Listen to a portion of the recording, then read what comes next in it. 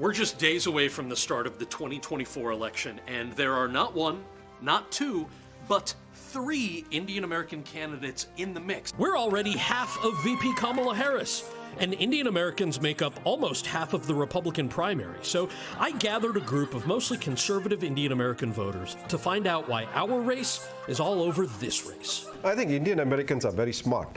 Yeah, they're intelligent, they're smart. I think we do come off as kind of the model minority, a minority that is just American enough, but just diverse enough to kind of fit that role. You're saying if we can't have a white president, at least we should have an Indian one. And it's in their blood, to lead. Did our parents push us too much? Is there something in the doll? I think Chinese are coming close to that. Yeah, the Chinese and Filipinos, they work hard too. You're the uncle who gets cut off after the 3rd Johnny Walker. You get cut off after that. Okay, these uncles think we're uniquely qualified, but which brown candidate belongs in the White House? The annoying kid in the front row of the class, the stern assistant principal, or the teacher that went missing halfway through the school year? I support Nikki Haley. She's coming from an immigrant parents, and I totally support that because I'm an immigrant myself. So I have Joe Biden and Kamala Harris. So I personally prefer a Democratic candidate that decides with a level head. It's so boring. You like boring. Nikki Haley is my first choice. It's time for a woman to be a president, and it's time for an Indian American to be a president. A woman to be president, fine, but not Kamala Harris. Not Kamala Harris? No. Okay. What disappoints an auntie more? The fact that Kamala's only half Indian, or that she's only vice president? Vice president. She hasn't made it yet. A little controversially, I have been looking into Vivek a little bit, because he's very much the opposite of what I've been voting for. He's got rizz. Who here thinks that Vivek has rizz? I'll go with that.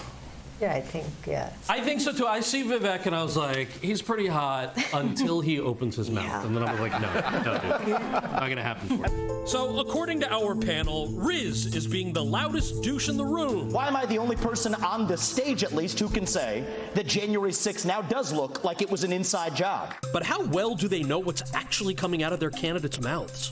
I wanted to play a game called Who Said That to find out. First up, to the people of India and to Indian Americans all across the U.S., I want to wish you a happy Indian Independence Day. Who said that? You all got it right except for Trump Uncle. It was Kamala.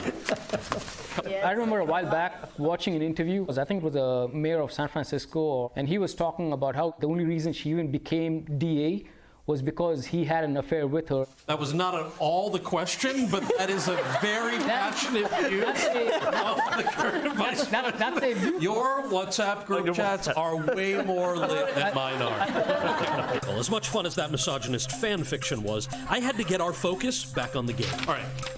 America is not a racist country. Just trying to figure out if he or she sounded disappointed when they said that. We've got 1, 2, 3, 4, 5, 6 Trumps and 3 Chris Christies. That is incorrect. That is a quote from Nikki Haley. Wow. Do you agree or disagree with that quote? Just have to disagree. It's still prevalent to this day. No matter where you look, there's always racism. Every single time I ride on the subway, I always get picked for extra scrutiny, and they always want to check my bag. Well, what's in your bag? My gym clothes. I get it. You work out. We can tell. If you're all in agreement that racism is a problem in the country, does it make you want to vote for the person you think would do the best job at fixing that? No. No, why not? There are like 320 million people in this country.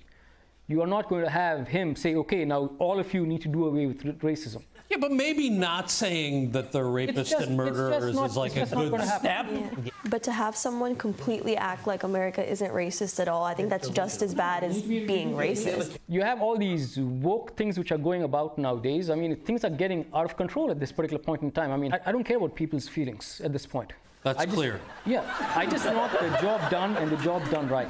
While it's amazing to imagine a world with an Indian-American president, I'm also not high enough to believe it'll happen this time.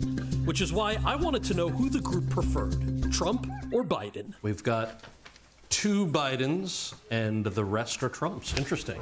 To me, it's almost like, you know, the old and very disruptive, unfiltered guy that, you know, is gonna make Thanksgiving horrible, or the old grandpa that kind of needs a nap too often. Like, it's like neither of them are the greatest, you know? The one thing with Biden, he's not a strong leader. You know, he should have just stayed on the beach. He should have never left that beach. What? I keep seeing him in this video on YouTube where he's like pulling this chair like an old man on a beach, you know, and he's trying to sit down and adjust. It's ridiculous. I mean, like, what are you doing? Why do you keep watching this video? This is your Pornhub.